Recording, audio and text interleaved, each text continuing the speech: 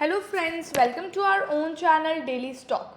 तो आज हम आपको सिंजीन इंटरनेशनल के बारे में शेयर एनालिसिस बताने वाले हैं और साथ ही में आपको ये भी बताएंगे कि आपको इस शेयर में निवेश करना चाहिए या नहीं करना चाहिए।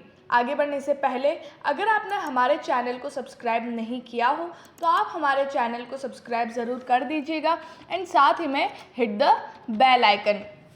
तो सबसे पहले हम आपको कंपनी के बारे में बताएंगे कि कंपनी क्या काम करती है, देन उसके कॉम्पिटिटर्स कौन कौन है, शेयर प्राइस चार्ट बताएंगे, शेयर होल्डिंग पैटर्न बताएंगे एंड क्वार्टरली रिजल्ट का एनालिसिस करेंगे। लाइक पास्ट ईयर्स में कंपनी कैसा परफॉर्म करती थी और अभी कैसा कर रही है। So let's begin.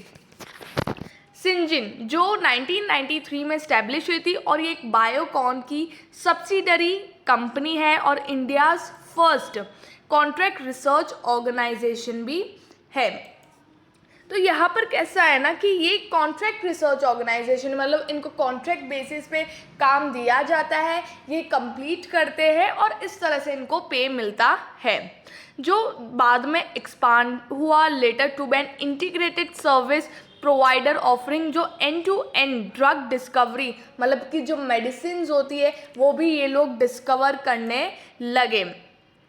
उसके बाद development then manufacturing services on a single platform that is CRAMS। फिर total research and manufacturing infrastructure for the company and which is spread across 1.9 million square feet across location। तो बहुत सारे locations पे ये available है। The company caters to diverse and user industries like pharma। ये किन किन चीज़ों में ये मतलब अपना योगदान देते हैं तो वो है pharmaceutical, then animal health, agrochemical, then consumer package goods, chemical, polymers, ठीक है, इन सारी चीज़ों में ये अपना योगदान देते हैं। ओके, उसके बाद इट हैज़ 360+ एक्टिव कस्टमर्स। इनके पास अभी इतने कस्टमर्स हैं और साथ ही में ये ये एंगेज्ड है with 8 out of the top 10 global pharma company. तो जो ग्लोबल फार्मा में अगर हम देखें जो टॉप 10 कंपनीज है उनमें से टॉप 8 कंपनी में ये लोग एंगेज्ड हैं, उनके साथ जुड़े हुए हैं।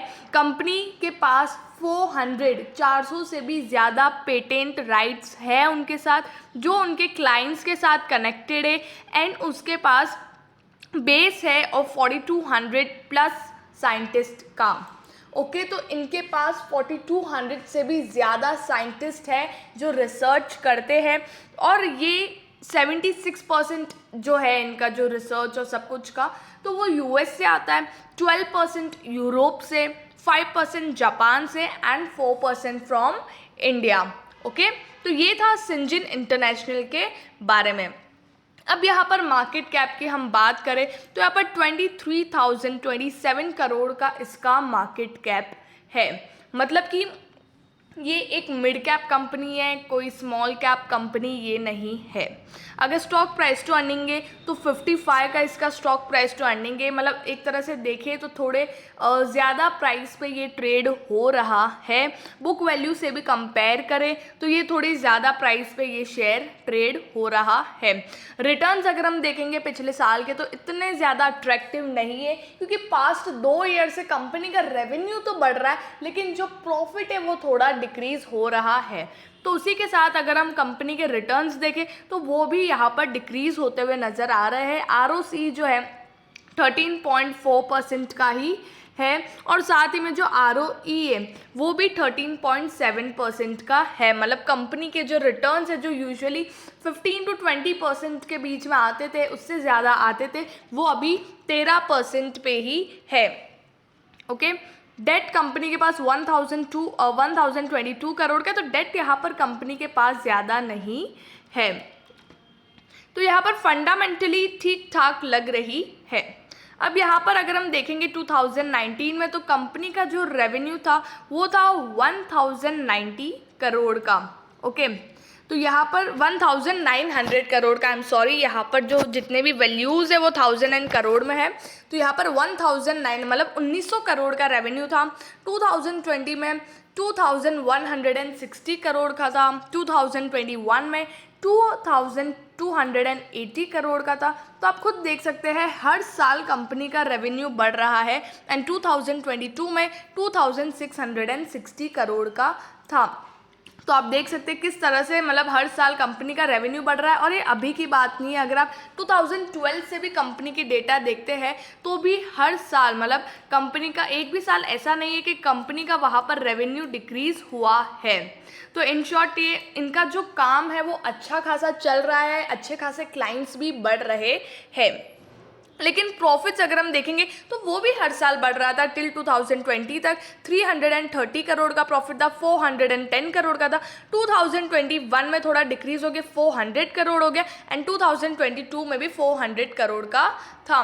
तो यहाँ पर थोड़ा सा डिक्रीमेंट प्रॉफिट में आ गया। ऐसे डिक्रीमेंट नहीं आया, मतलब ज़्यादा कोई डिक्रीमेंट नहीं आया, बट हर साल जिस तरह से कंपनी का प्रॉफिट बढ़ता था वो इन 2 साल में नहीं बढ़ा है। तो ये भी एक तरह से डिक्रीमेंट है। अब यहाँ पर हम बात करेंगे अब क्वार्टरली रिजल्ट की।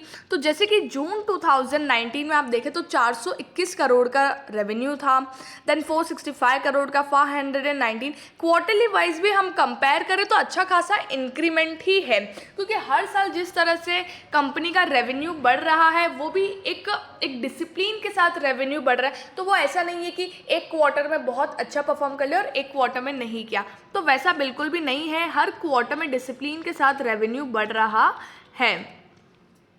और उसी के साथ अगर हम देखेंगे तो कंपनी का OPM भी 29-30%, 29%, 34%, और अभी रेगुलरली 29%, 32%, 33%, 28% इस तरह का कंपनी का ऑपरेटिंग प्रॉफिट मार्जिन है। पास्ट ईयर्स में भी इतना ही था। तो कंपनी का ऑपरेटिंग प्रॉफिट मार्जिन भी अच्छा खासा है, लेकिन जो अदर इनकम है उसमें 2021 में -18 करोड़ का लॉस हो गया।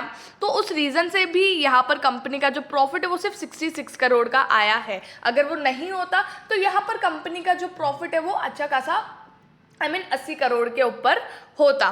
तो क्वार्टरली रिजल्ट में यहाँ पर एक इसकी वजह से मतलब 2021 में जो जो प्रॉफिट है वो थोड़ा सा और बढ़ सकता था, तो वो यहाँ पर नहीं हुआ है। अब यहाँ पर शेयर होल्डिंग पैटर्न की बात करेंगे तो प्रमोटर्स के पास पहली बात तो आप देखिए यहाँ पर सारे इन्वेस्टर्स हैं, प्रमोटर्स है, फॉरेन इन्वेस्टर्स है, डोमेस्टिक इन्वेस्टर्स है, रिटेलर्स है एंड अदर्स। जो इंश्योरेंस कंपनीज होती है वो भी है। प्रमोटर्स के पास 71.03% और अभी ये 70.41%, तो थोड़ा सा यहाँ पर डिक्रीमेंट आया है। फॉरेन इन्वेस्टर्स जो 15.68% है वो 13.69%, यहाँ पर भी थोड़ा सा डिक्रीमेंट आया है। डोमेस्टिक इन्वेस्टर्स 6.55% से 4.41%, पब्लिक 5.75% से 10.81% एंड अदर 0.99 से 0.68। तो हालांकि यहाँ पर जो प्रॉफिट है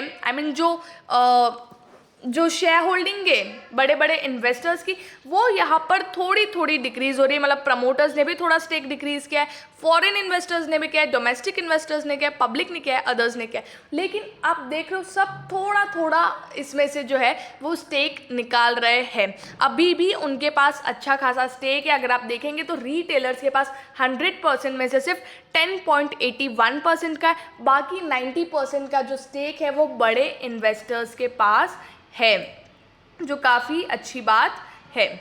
ओके, अब यहाँ पर कॉम्पिटिटर्स देखेंगे तो यहाँ पर सन फार्मा है, सिप्ला है, डॉक्टर रेड्डीज लैब है, then Torrent pharma, Piramal enterprise, Biocon, then Zydus life science. Biocon की तो ये एक सब्सिडरी कंपनी है जो मैंने स्टार्ट में बोली थी। तो जैसे कि यहाँ पर बड़ी कंपनीज भी है और यहाँ पर मिड कैप कंपनीज भी है, लेकिन अगर हम कंपेयर करें तो ये बाकी सब में से थोड़े ज़्यादा प्राइस पे पी पे ट्रेड हो रहा है। मतलब एक बायोकॉन है, देन उसके अलावा कोई भी इतने ज़्यादा पी पे ट्रेड नहीं हो रहा है। हालांकि उनका मार्केट कैप ज़्यादा है, उनके सेल्स भी ज़्यादा है, उनकी प्रॉफिट्स है, देन स्टिल यहाँ पर वो कम प्राइस पे ट्रेड हो रहे हैं। एट लास्ट हम बात करेंगे 5 ईयर हाई जो 700 है, करंटली 572.50 पर है, आज 2.29% अप था। जैसे कि ये जो शेयर है वो अच्छा खासा ऊपर गया था, लेकिन आप एक चीज़ नोटिस करें, सब लोग 2020-21 के लगभग अच्छे खासे सब ऊपर गए थे, लेकिन उसके बाद फिर से वो शेयर्स नीचे आए हैं। लेकिन इसमें यहाँ पर ऐसा है कि ये लोग ऊपर गए और अभी भी वहीं पे ट्रेड हो रहा है। थोड़ा सा बस इंक्रीज़ और डिक्रीज़ है, लेकिन ये वहीं पे ट्रेड हो रहा है, कंसोलिडेट करा है वहीं पे।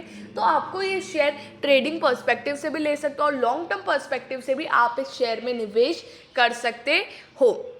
आई होप आपको सिंजीन इंटरनेशनल के बारे में सब कुछ समझ में आ गया होगा। अगर आपको वीडियो अच्छा लगा है तो please like and share and subscribe our channel. Thank you.